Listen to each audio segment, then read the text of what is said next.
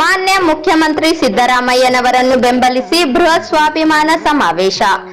ಸಮಾಜದ ಕನಸುಗಾರ ಶ್ರೀ ಸಿದ್ದರಾಮಯ್ಯನವರಿಗೆ ಆದರದ ಸುಸ್ವಾಗತ. ದಿನಾಂಕ 5-10-2024. ಸ್ಥಳ ಮಾನ್ವಿ.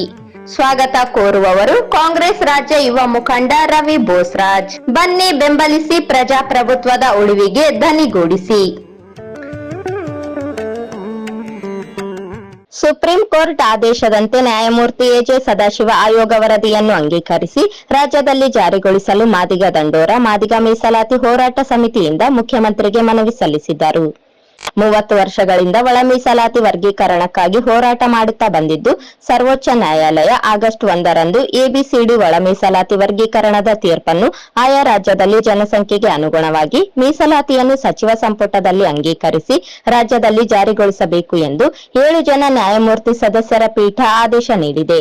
ತೀರ್ಪು ಬಂದು ಸುಮಾರು 2 ತಿಂಗಳು ಕಳೆದರೂ ಕಳೆದ ಚುನಾವಣೆಯಲ್ಲಿ ಪ್ರಣಾಳಿಕೆಯನ್ನು ಸದಾಶಿವ ಆಯೋಗ ವರದಿಯನ್ನು ಅಂಗೀಕರಿಸಿ ಜಾರಿ ಮಾಡುತ್ತೇವೆ ಎಂದು ಆಶ್ವಾಸನೆ ನೀಡಿದ್ದರು.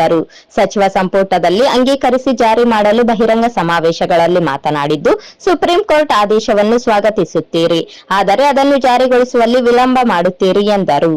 ಮಾದಿಗ ಮತ್ತು ಮಾದಿಗ ಉಪಜಾತಿಗಳ ಅಭಿವೃದ್ಧಿ ಹಿತದೃಷ್ಟಿಯಿಂದ ವಿದ್ಯೆ, ಉದ್ಯೋಗ ಇನ್ನಿತರ ರಂಗಗಳಲ್ಲಿ ಸೌಲಭ್ಯಗಳು ಪಡೆಯುವಲ್ಲಿ ವಂಚಿತರಾಗಿದ್ದು, ರಾಜ್ಯ ಸರ್ಕಾರದಲ್ಲಿ ವಿವಿಧ ಹುದ್ದೆಗಳ ನೇಮಕಾತಿ ಪ್ರಕ್ರಿಯೆ ನಡೆಸಿದ್ದು, ಅದನ್ನು ತಡೆ ಹಿಡಿದು ಒಳ ಮೀಸಲಾತಿ ಜಾರಿಯಾದ ನಂತರ ಹುದ್ದೆಗಳ ನೇಮಕಾತಿ ಪ್ರಕ್ರಿಯೆಯನ್ನು ಪ್ರಾರಂಭಿಸಬೇಕು, ನೇಮಕಾತಿ ಪ್ರಾಧಿಕಾರ ಮಂಡಳಿಗೆ ಆದೇಶಿಸಬೇಕು ಎಂದು ಮನವಿ ಮಾಡಿದರು. ಕೂಡಲೇ ಒಳ ಮೀಸಲಾತಿ ವರ್ಗೀಕರಣವನ್ನು ಸಚಿವ ಸಂಪುಟದಲ್ಲಿ ಅಂಗೀಕರಿಸಿ ಜಾರಿಗೊಳಿಸಬೇಕು ಎಂದು ಒತ್ತಾಯಿಸಿದರು.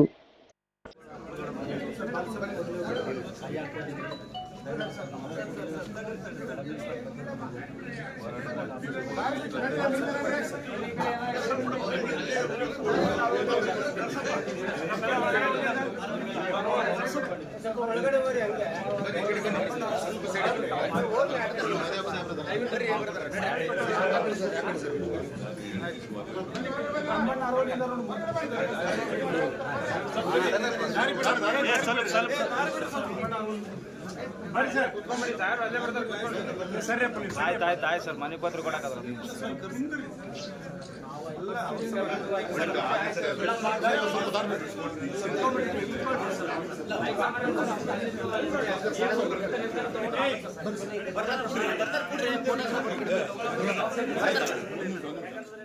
ಈ ಸಂದರ್ಭದಲ್ಲಿ ಅಧ್ಯಕ್ಷ ಬಿ ನರಸಪ್ಪ ದಂಡೋರ, ಗಣೇಶ್ ದುಪ್ಪಲ್ಲಿ, ಕಾರಪ್ಪ ಹೆಗ್ಗಣಗೇರ, ರಂಜಿತ್ ದಂಡೋರ, ಯುಜಿ ಜಕ್ರಪ್ಪ ಹಂಚಿನಾಳ, ದುಳ್ಳಯ್ಯ ಗುಂಜಾಳಿ, ಪ್ರಸಾದ್ ಗಾಣಧಾಳ, ನರಸಿಂಹ ತಲಮಾರಿ, ಸುರೇಶ್ ದುಗನೂರು, ಮಾನಪ್ಪ ಮೇಸ್ತ್ರಿ, ಮಾರುತಿ ಮರ್ಚಟಾಳ್, ಪ್ರಭು ತಲಮಾರಿ, ದಾವಿದ್ ಮರ್ಚಟಾಳ್ ಸೇರಿದಂತೆ ಅನೇಕರಿದ್ದರು.